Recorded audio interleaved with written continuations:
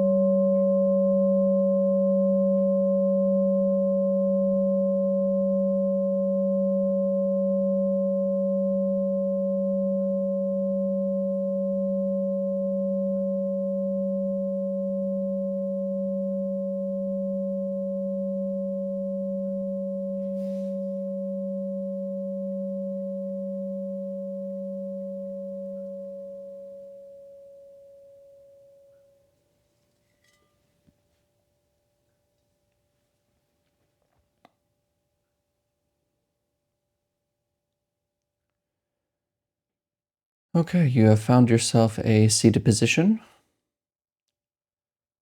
one that is both sturdy and comfortable. And your eyes can be either closed or open. And if they are open, your gaze is downwards, gently and clearly.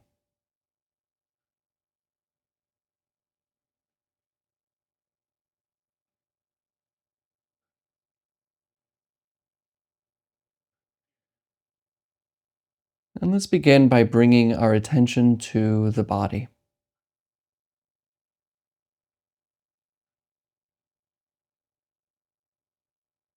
How does it feel?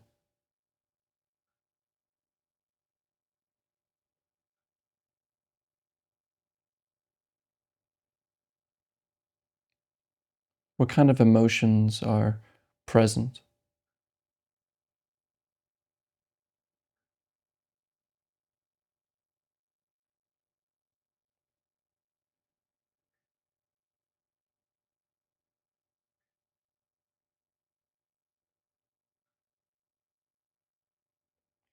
What kind of sensations are going on?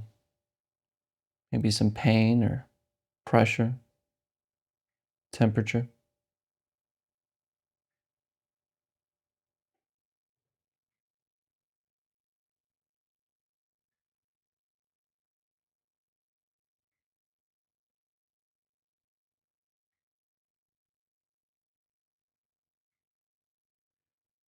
Noticing the tips of our toes, our feet, the legs, the belly, the abdomen,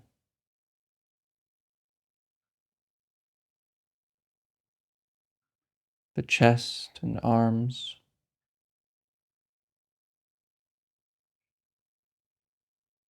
the neck and your head.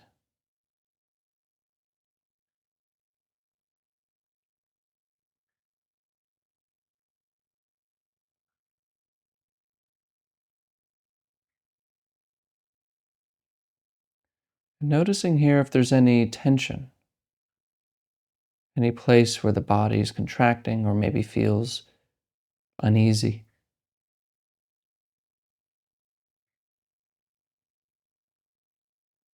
And just allowing it to relax.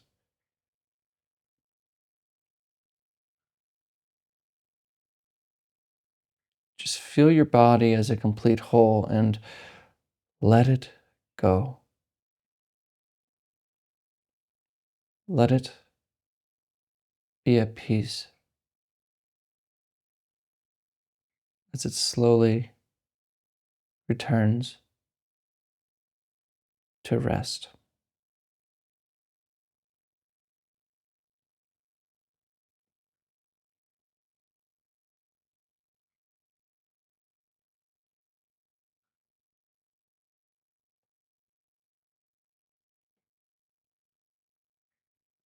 The key here The key word here is to allow,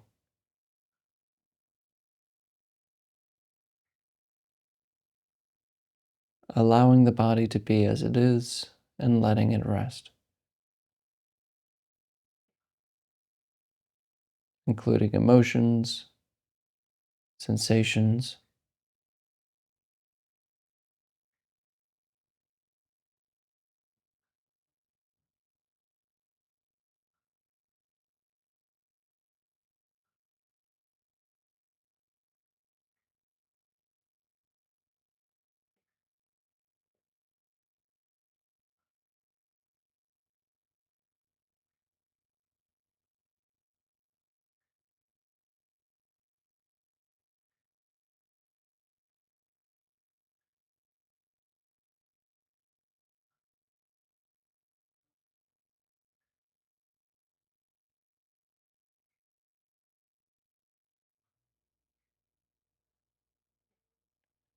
Now, bring your attention to specifically the sensation of hearing, of sounds.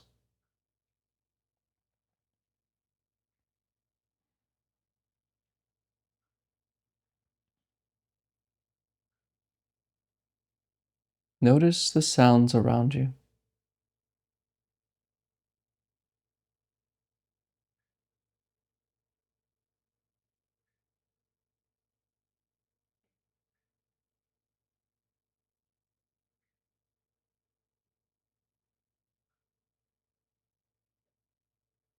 We're not naming the sounds, we're not judging the sounds, we're not saying we like one sound or don't like the other. We just kind of notice the general hum and buzz of the world around us.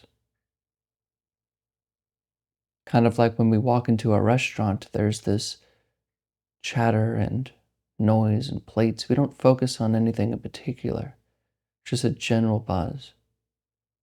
And in the same way, notice that sound is like this, a general buzz around you.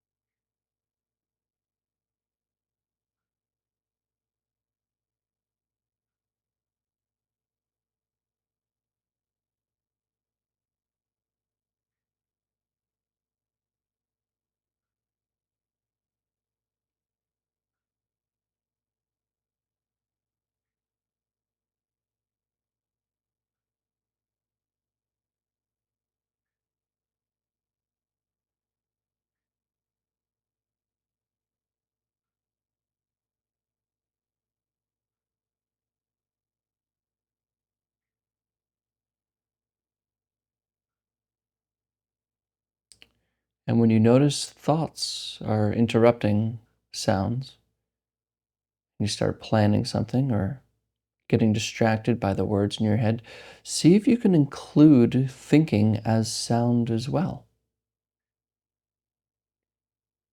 Just more noise for the buzz.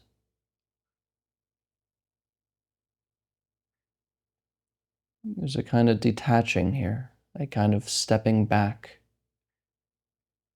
where we can include sounds and thoughts as one continuous noise.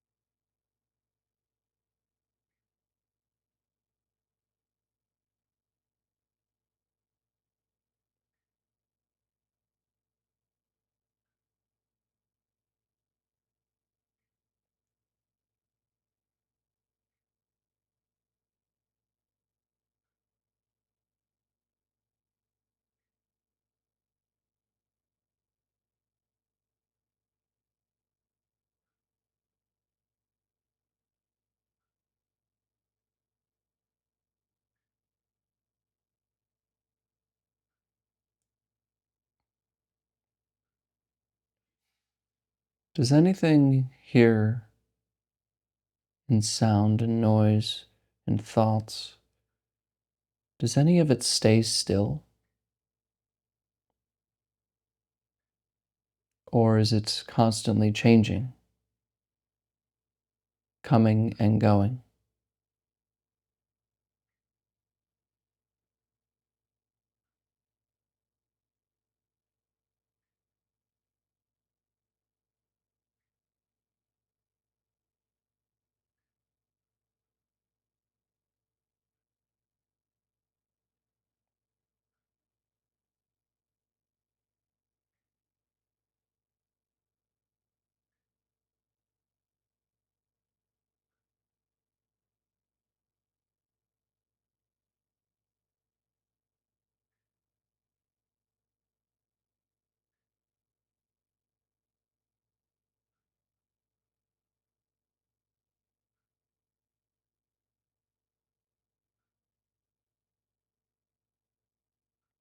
Do sounds stick around?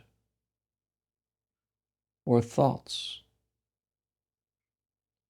Do they stay as like a bell being rung? Or do they pass? And then more other sounds and thoughts take their place?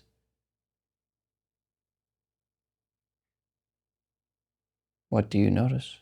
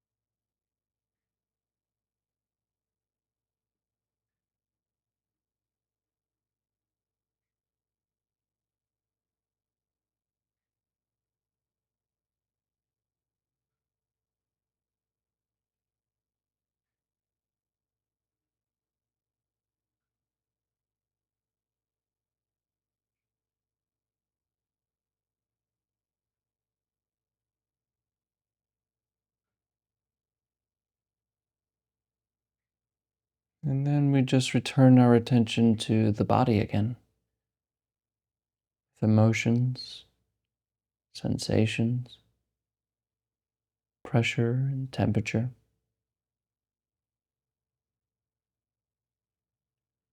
And do these stick around? Do sensations in the body stick around, or are they more like sound, which come and go?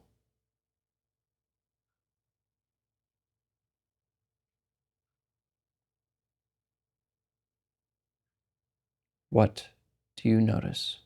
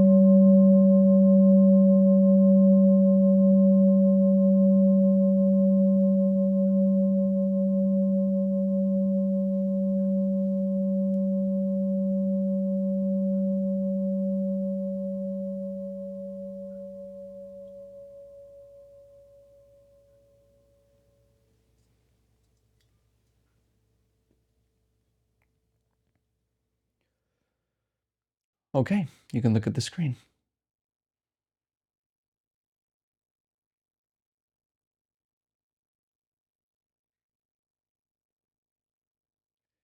A lot of our suffering, our unsatisfactoriness, or general psychological pain in life stems not from things that happen as so much as things we think about.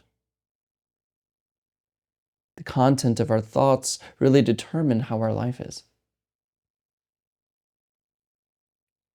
And the problem isn't really, or rather, the solution isn't so much in changing thoughts, which is very beneficial, don't get me wrong, but it's also just to see that happening and to become closer aligned with the way things are.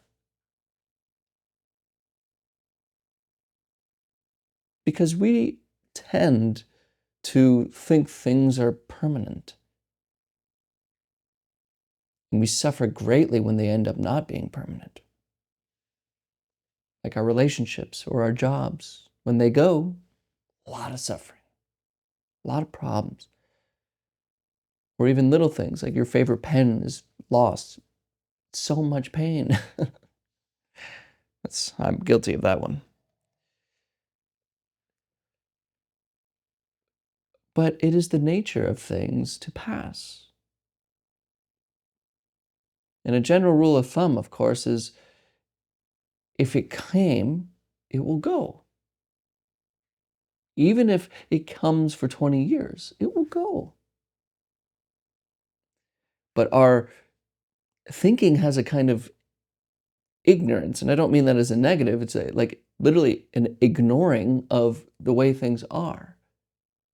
It wants things static, lasting forever. But it's just not that way. And we can know that directly by our experience. See, most of us kind of feel like the days run together, things become monotonous, and time moves on really quickly. We already get it. We already know what grass looks like, trees look like. We understand certain things. Everything, I get it. It's all thinking. But if you leave thinking alone and just come into contact with your senses, feel the body, hear the sounds, notice the smells, none of it stays. None of it. Even when you have like a persistent pain, and you really just notice the pain, you'll notice that pain isn't this thing that's just like, it's like, it kind of goes zoom. I don't know if that makes sense, but it doesn't stay the same. Nothing does. Not sound, not sight, not smells, not colors, not thoughts. You can even try to make a thought stay. Try to catch a thought in your head. Does it stay? You can't hold it down. But not knowing this produces so much pain unnecessarily. Which is why practice is very important, because if you practice, you come in contact with this changing move, this transitioning, this world that never is still. It's never the same, rather. Maybe it's still, but it's not the same.